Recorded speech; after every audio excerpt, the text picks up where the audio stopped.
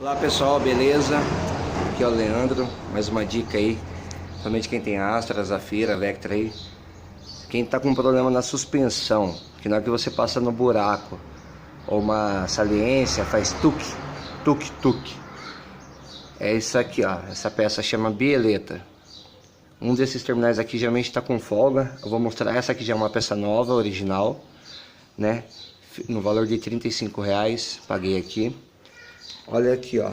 Essa aqui é um terminal bom. Vocês podem ver que tem até um pouquinho de dificuldade para mexer nele, ó. Agora esse aqui é o terminal que está ruim, ó. Olha como ele é bem bamba. Mexe muito fácil. E principalmente o problema dele é a folga aqui, ó. Frente para trás aqui.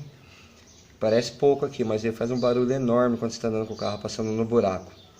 Então quem tiver com esse problema aí, ó, fácil, simples de trocar ele, né? Você vai tirar a roda do seu carro, vai ficar mais fácil, mais espaço.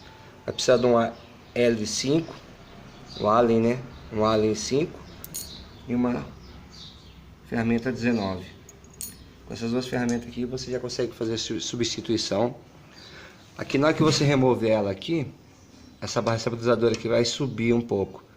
Mas aí não tem problema, com a peça ruim você faz uma alavanca, né? Eu fiz uma alavanca aqui no eixo aqui e abaixei ele aqui para poder colocar os dois parafusos. Então valeu aí, mais uma dica aí para quem gosta de mexer no carro. E eu vou fazer mais um vídeo aí, quem tiver com problema aí, o carro tá vibrando em marcha lenta. Não é oscilando não, é vibrando mesmo.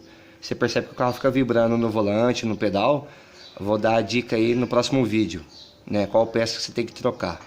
Forte abraço, até próximo.